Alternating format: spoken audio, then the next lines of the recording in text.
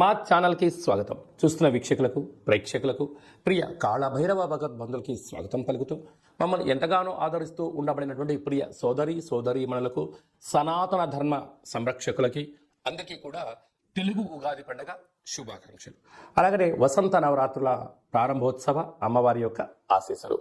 ఈ క్రోధినామ సంవత్సరం అంతనూ కూడా అందరికీ శుభం, జయం, లాభం జరగాలని శ్రీ నరదృష్టి నివారణ కాళభైరవ స్వామిని కోరుకుందాం, వేడుకుందాం. కనుక ద్వాదశ రాశుల్లో గ్రహ గమనాలను ఒకసారి వీక్షింపచేద్దాం. మేషరాశిలో బుధుడు మరియు గురు సంచార స్థితి, కన్యరాశిలో కేతు సంచార స్థితి, కుంభరాశిలో కుజుడు మరియు శని సంచార స్థితి, మీనరాశిలో రవి, శుక్ర, రాహు సంచార స్థితితో ఈ విధంగా ఉన్నాయి.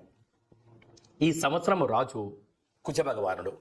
మంగళవారం మనకు ఈ సంవత్సరం ఉగాది పండుగ అవడం వలన రాజు కుజుడు అవ్వడం వలన నిత్యము రాజకీయ నేతలకు, సామాన్యులకు, ప్రతి ఇంట్లో ఉండబడినటువంటి కార్యక్రమ నిర్వహణ చేసే వారందరికీ కూడా అధిక శత్రు ప్రభావం అధికంగా ఉంటుంది. నిత్యము అంతర్గతమైనటువంటి భద్రతా లోపము, రక్షణ శాఖలో, న్యాయశాఖలో, అడ్వకేట్స్, పోలీసు, రక్షణ రంగాలలో వీరితో బాగా విపరీతమైన ఇబ్బందులు ఉండేటువంటి అవకాశాలు ఉన్నాయి. ఈ సంవత్సరము అధికమైనటువంటి వేడి, అధికమైన వర్షాలు, అన్ని అధికస్యం ఉండేటువంటి పరిస్థితి ఉంటుంది. భానుడు విపరీతమైనటువంటి ఉష్ణోగ్రతను వెదజల్లే పరిస్థితి ఉంటుంది. పర్యావరణము పరిరక్షణకు దూరం అయ్యే పరిస్థితి చాలా అధికంగా ఉంటుంది. అదే కాకుండా మంత్రివర్యులు శని భగవానుడు. శని ఆయుకారకుడు అవ్వడం వలన శని నక్షత్రాలు 3 నక్షత్రాలు. పుష్యమి నక్షత్రం కర్కాటక రాశిలో ఉండడము, కర్కాటక రాశికి ప్రస్తుత కాలమాన ప్రకారంగా అష్టమ స్థాన శని సంచార స్థితి. 2వ నక్షత్రము అనురాధ నక్షత్రము. ఈ నక్షత్రము వృశ్చిక రాశిలో ఉండడము అర్ధాస్తమ శని సంచార స్థితి.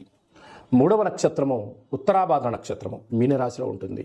మీనరాశికి కూడా ఏళ్లనాటి శని యొక్క ప్రభావము, అంటే శని భగవానుని యొక్క తీవ్రత ఈ సంవత్సరము చాలా అధికంగా ఉంటుంది.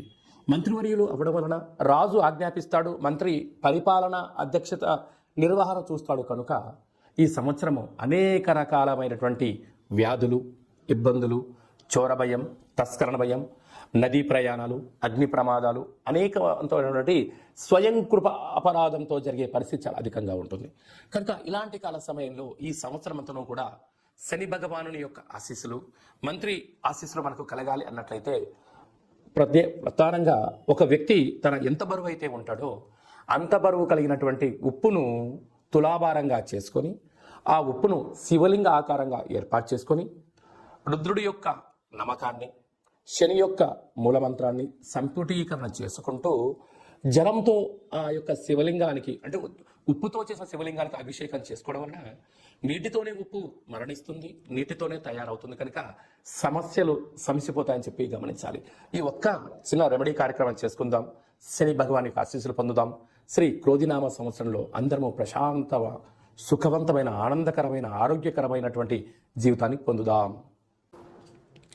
కన్యరాశి వారికి నూతన తెలుగు ఉగాది పండుగ దగ్గర నుంచి ఎలా ఉండబోతుందో ఈ వీడియోలో సవివరంగా సంపూర్ణంగా తెలుసుకుందాం.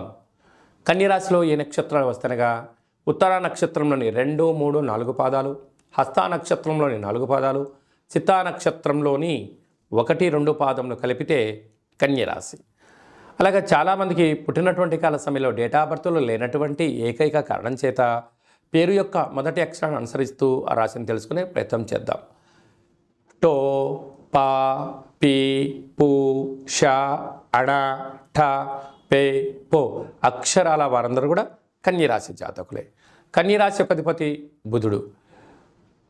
9వ తారీఖు నుండి 15వ తారీఖు వరకు పుట్టినటువంటి వారందరికీ కన్యరాశి జాతకులకు ముందస్తుగా జన్మదిన శుభాకాంక్షలు.